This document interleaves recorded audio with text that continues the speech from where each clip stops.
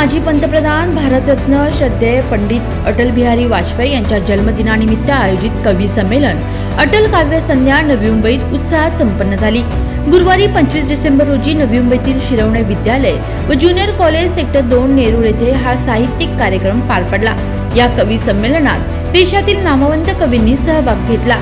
ओम प्रकाश तिवारी, राकेश मणि त्रिपाठी, अरविंद शर्मा राही, अवनीश दीक्षित, सुरेंद्र गई तसेच डॉक्टर अंजुष शर्मा यांनी आपल्या सशक्त काव्य वाचनातून भारतरत्न अटल बिहारी वाजपेयी यांच्या विचारांना आणि राष्ट्रसेवेला शब्दाद्वारे अभिवादन केले।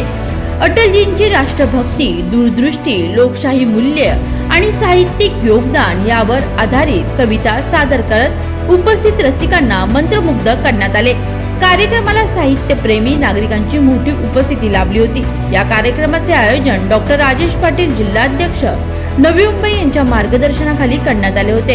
तर राजेश राय अटल शताब्दी वर्ष समिती यांनी संयोजक म्हणून जबाबदारी पार पडली। अटल काव्य संध्याच्या माध्यमातून अटल बिहारी वाजपेयी यांच्या विचारांचा वारसा पुढील पिढीपर्यंत पोहोचवण्यात यश आले अशी भावना उपस्थितांमध्ये व्यक्त करण्यात आली। मोठी गोष्ट आहे, आम्हालाही त्या गोष्टीचा अभिमान आहे आणि ह्या गोष्टीचा जास्त अभिमान आहे की ते भारतीय जनता पार्टीचे संस्थापक नव्हते, तर ते राष्ट्रीय स्वयंसेवक संघाचे, जनसंघाचे ते पहिले सदस्य होते आणि सदस्याच्या कालावधीपासून त्यांनी जे केलेलं काम ते अविरत अखंडित असं काम केलं। खूप प्रतिकूल परिस्थितीमधून त्या ठिकाणी भारतीय जनता पार्टीची वाटचाल झाली। मला सांगायला ह्या गोष्टीचा एक आनंद वाटतो की भारतीय जनता पार्टीची स्थापना झाली।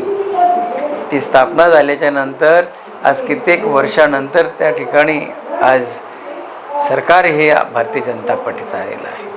परंतु सुरुवातीला 2 खासदारांचा पक्ष, 2च खासदार त्या ठिकाणी भारतीय जनता पार्टीचे होते।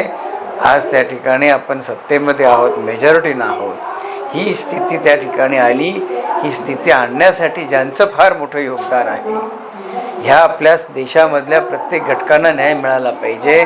अंत्योदयाचा आपण विषय घेतो, तो अंत्योदयापासून तर त्या ठिकाणी ज्या काही योजना पुढे येतात ह्या सगळ्या गोष्टींचा अंतर्भूत असलेल्या गोष्टी ह्या त्यांच्या कालावधीमध्ये सुरू झाल्या। देशाला त्या ठिकाणी कशा पद्धतीचं सरकार असायला पाहिजे हे त्या माध्यमातून दाखवलं।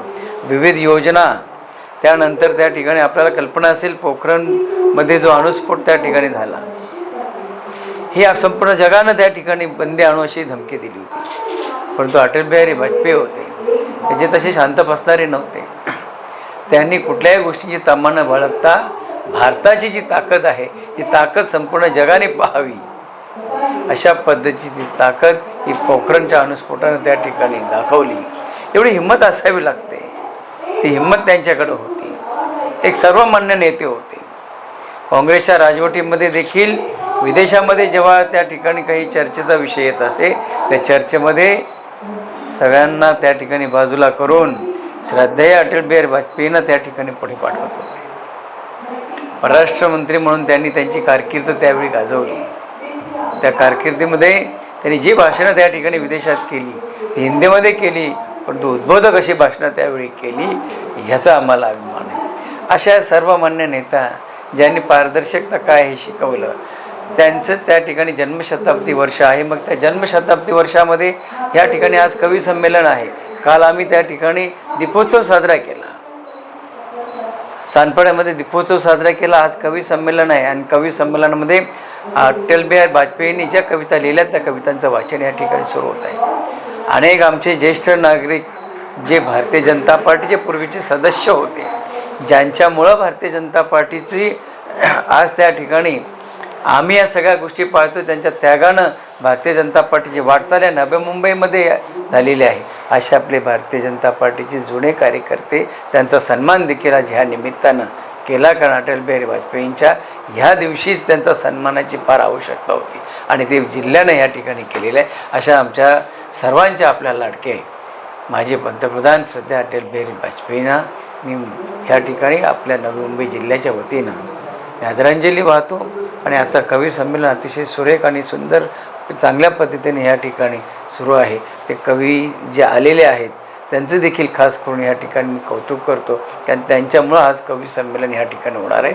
मनापासून त्यांचं देखील मी अभिनंदन आणि स्वागत करतो. धन्यवाद. भारत रत्न पूर्व प्रधानमंत्री अटल बिहारी वाजपेयी जी की आज 6वीं जन्म जयंती है। उस अवसर पर पूरे देश भर में सभी लोग काव्य संध्या या अलग अलग सामाजिक कार्यक्रम के चलते उन्हें याद कर रहे हैं और उन्हें मतलब नमन कर रहे हैं। जिसे कि आप लोगों ने देखा होगा कि कल पूरे देश में शाम को हम लोग ने 100 दीप प्रज्वलित कर कर उन्हें सम्मान किए, उनके विचारों के बारे में सभी को अवगत कराए। और आज नई मुंबई में जिला अध्यक्ष डॉक्टर राजेश पाटिल के नेतृत्व में ये काव्य सम्मेलन का आयोजित किया गया है। इसमें अटल बिहारी वाजपेयी जी की जो कविताएं है ये हर एक हमारे कार्यकर्ताओं में एक नई ऊर्जा भरती है और देशभक्ति का इनसे बहुत कुछ हम लोगों को सीखने मिलता है। इसी क्रम में आज अरविंद शर्मा राही जी और सभी कवि लोग यहाँ पर अपनी बातें रख रहे हैं, जिससे कि आने वाले दिनों में हम उनके पद चिन्हों पर चल सके और भारत को एक श्रेष्ठ भारत बनाएं, यही संकल्प है।